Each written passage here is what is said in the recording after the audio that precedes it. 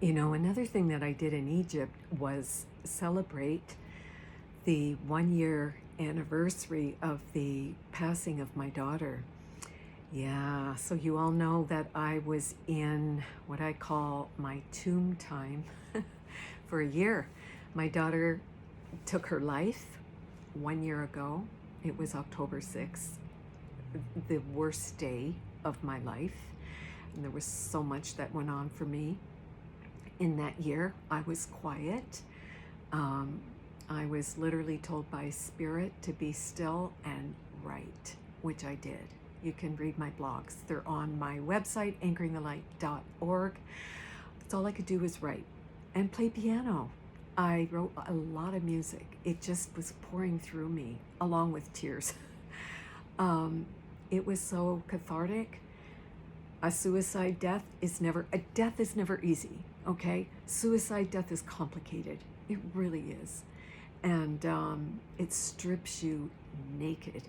It makes you look at everything, concepts, identities, roles, everything. It just stripped me of everything, and it took me down deep.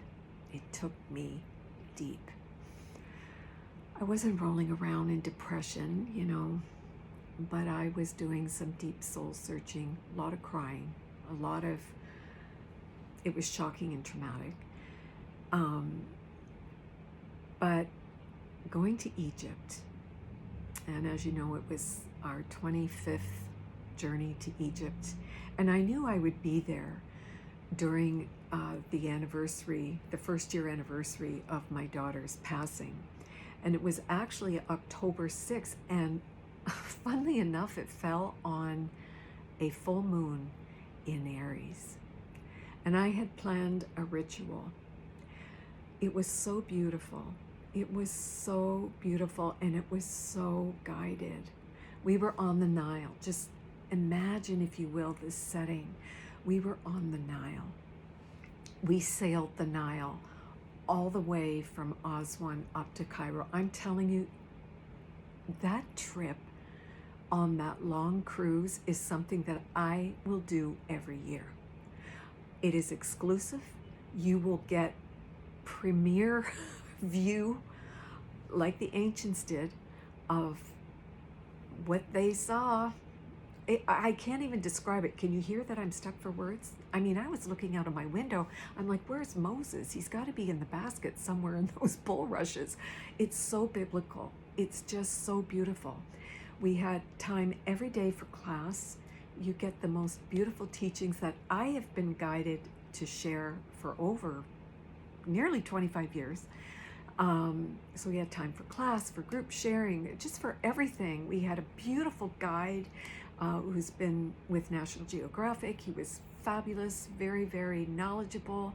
Of course, Muhammad, our dear, I like to think of Muhammad as my son, and Jamie and Jackie's brother. Beautiful, beautiful.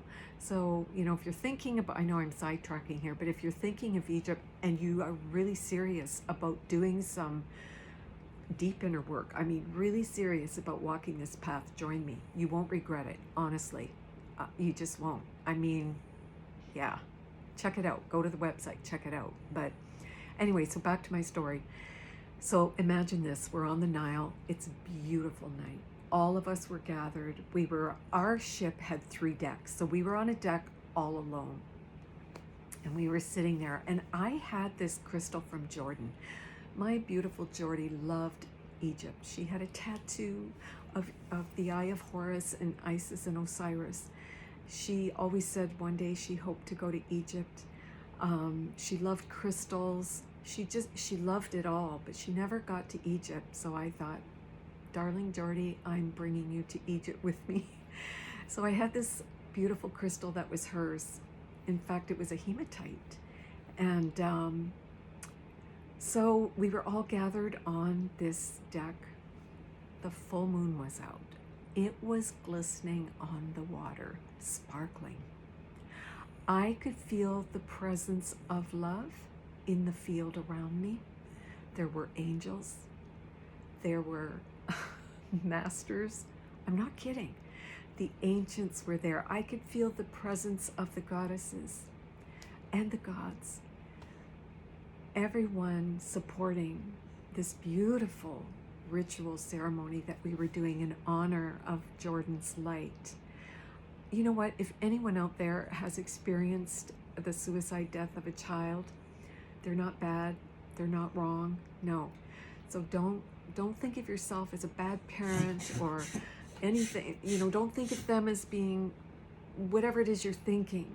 So, as I was saying, beautiful moonlight, sparkles on the water. The field was filled with support, loving light everywhere.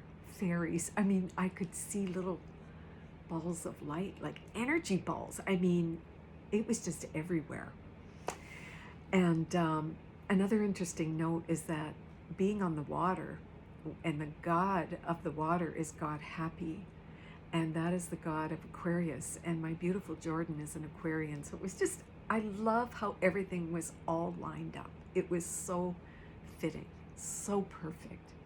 And I took that crystal, that beautiful hematite, and I held it at my heart, and I said a beautiful prayer, and I thanked Jordy for the light that she brought to the world, for her presence, for the years that she was with us, which was 38 years. I thanked her for the 3 beautiful grandsons that she leaves here with us.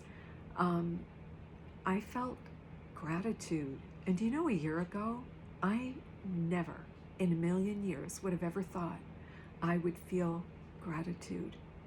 But doing what I call the tomb time, when I was like a dark night of the soul, when I was deep into the stripping away of the roles, identities, concepts, all of that. I didn't care about spirituality according to a book. This was the real deal. This was experiencing. I had to experience the stripping away to get in touch with what it really meant to be fully present and to live, you know, a spiritual life, if that makes sense. I was fully immersed in every moment, the experience of the pain, the sorrow, the grief, the shame, the blame, the anger, the denial, whatever. I was fully immersed in all of it. No choice, no choice. I never thought I would say thank you, Jordy.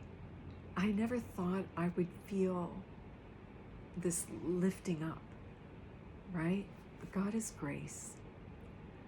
God's love is so, it's beyond words. It's so profound. And it's always there, and it's always holding us, even in our deepest, darkest hour. I think of Jesus in the Garden of Gethsemane saying, oh, you know, he knew it was coming, and oh, he had to face it. Like, why? But God is always there. And after taking that crystal and throwing it into the Nile and saying to Jordy, thank you, my darling. Thank you for your love. Thank you for the blessings that you have bestowed upon me. Thank you for being part of my awakening. Thank you, thank you. My tomb time is over. It's like the resurrection. The stone has been rolled back, and I am now walking with Jordy in a new light, in a new way. In fact, you know, just the other night, I laid on my bed. I wasn't thinking anything. I just was getting ready for bed, and I kind of plopped down and I laid back on my pillow, and I saw Jordy beside me, and she was curled up, and she kind of brushed my bangs, and she said, hey, Mama, I love you. And I really knew she was there. Like, she was really there and very aware of everything that we had done together. And it was so beautiful because there was one of our initiates, beautiful Emma. She had lost her mom a year ago, and she had shared a beautiful experience that she felt that Jordy was calling, Emma was calling to her with her mama. I mean, I can't even tell you how beautiful this ceremony was. October the 6th, 2025, I had another initiate say to me, that is a day I will never forget. Never forget. And it was profound. I hope you can feel what I'm saying here. It was profound, but just let me end with this. Every trip that I take to Egypt, and for those that feel the calling to be with us, it is always extraordinary.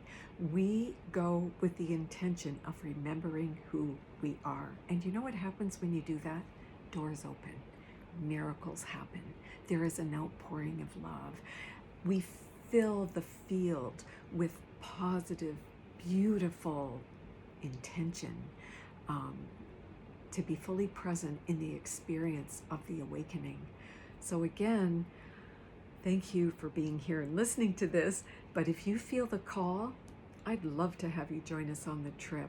And for those of you, all my fellow Egypt initiates who were present, and to our beautiful guides that were there, I thank you so much from the bottom of my heart for absolutely everything. And I can't wait to see you in 2026. It's long cruise, guided by spirit. We will never do buses and boats, planes and airports and all of that. No, if you travel with Anchoring the Light Ministry, you will do the long cruise. It's royal, and you're worth it.